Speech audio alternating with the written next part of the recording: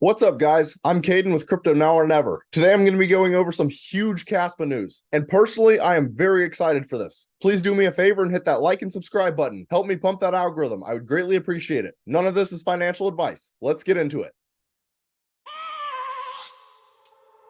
I have a dream, that's all I need. I'll make it happen with some work and belief. So Kaspa is currently trading at a price point of just over 4 cents, and it has broken beneath a 1 billion market cap again, as it currently has a $908 million market cap. And then Kaspa has currently retraced 19% from its all-time high that it reached 25 days ago of just over 5 cents, which is still incredible to begin with, that Kaspa is pumping during a bear market when most other cryptos are dropping. But if you're looking to invest in Kaspa, I recommend using KuCoin or MEXC. I think those are the two easiest centralized exchanges to use. But now we'll go over the major news that I want to cover. So if you come over to Kaspa's Twitter, it's what they just reposted 22 hours ago. By community request, you can now long or short Kaspa on hyperliquid with up to 3x leverage. Now, for those of you guys that are not super familiar with trading, let me explain what this means. So if we come over and look at the Kaspa chart, as you can see, we previously had Kaspa drawn on a bull flag, which started to break up, but it didn't get anywhere near the measured move. So in this scenario, let's say you were trading with 3x leverage. Normally, you would have made 6.2% gains off of this move. However, if you were trading with 3x leverage, you would have made 18.6% gains off of this move. So it is definitely very exciting news for us Kaspa traders. But I will also be the first one to admit, if you are not experienced in trading, do not trade with leverage. That can absolutely get you wrecked.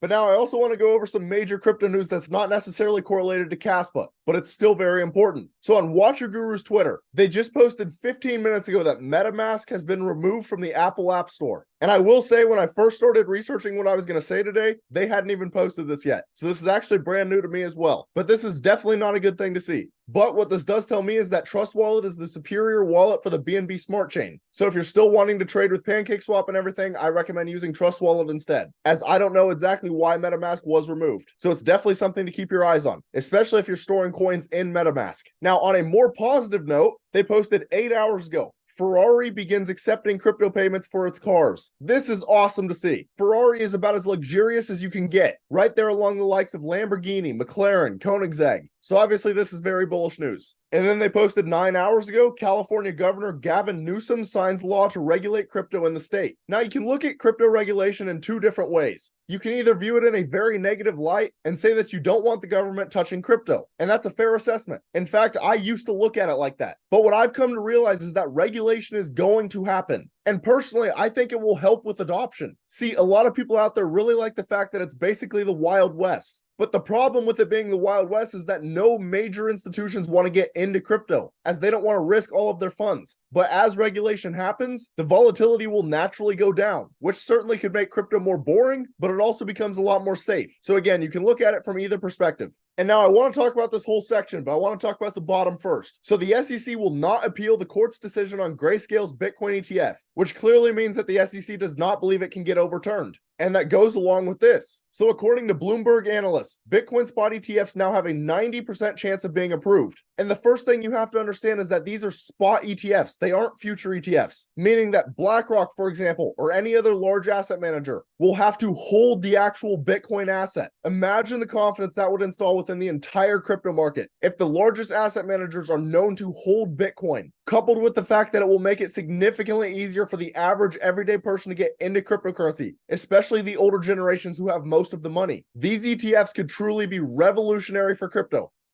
Now for the final part of this video, we'll get into a little bit of technical analysis. So the technical analysis from my last Kaspa video played out pretty much perfectly, as I was talking about how price action did not create a new all-time high, and there was Class B bearish divergence on Kaspa's daily time frame. And I like to be able to back up what I say, so I'll show you guys a clip from my last Kaspa video. And the major one is that if you look at price action, it swings from a lower high to a higher high. If you look at the RSI, it's higher high to lower high. That is Class A bearish divergence. Typically, that signals a local top has been reached. In addition, when price action broke out of the bull flag, we did not create new all-time highs, which could possibly be the start of a downtrend. But anyways, now that we've broken down, what am I saying right now? Now you could argue that Kaspa is actually starting to form a falling wedge, which break up 68% of the time, and it has a measured move to just under 5 cents. In addition, the RSI and stochastics are both extremely oversold. And if you look at price action, it swings from a lower high to a higher high. The RSI is basically a double bottom, which is Class C bullish divergence, which typically signals a local bottom has been reached. And I'll keep going. Price action is also currently using the 100-day moving average as support. And the last two candles have been tweezer bottoms, which shows that the sellers are no longer in control. So basically, there are a lot of very bullish indicators on Kaspa's daily time frame right now. And actually, it's looking very likely to get a bounce up. So I wouldn't fault you at all if you wanted to take this trade.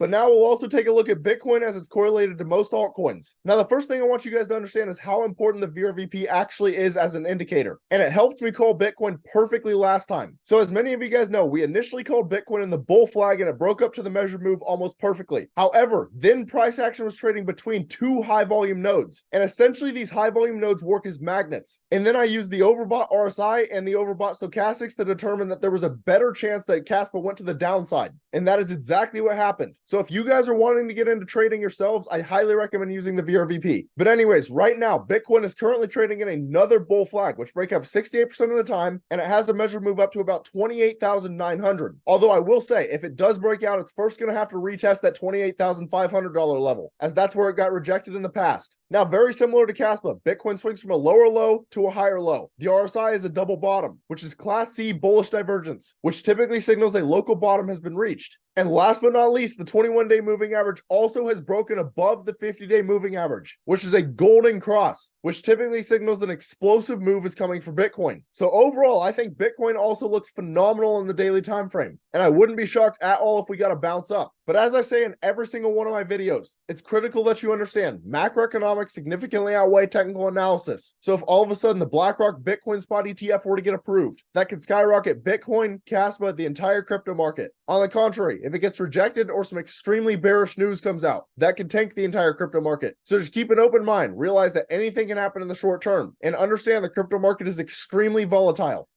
But that's about all. Let me know down in the comments, how high do you guys think Kaspa will go next bull run? If you found this content valuable, please do me a favor and hit that like and subscribe button. Thank you guys for watching. Have a great rest of your day.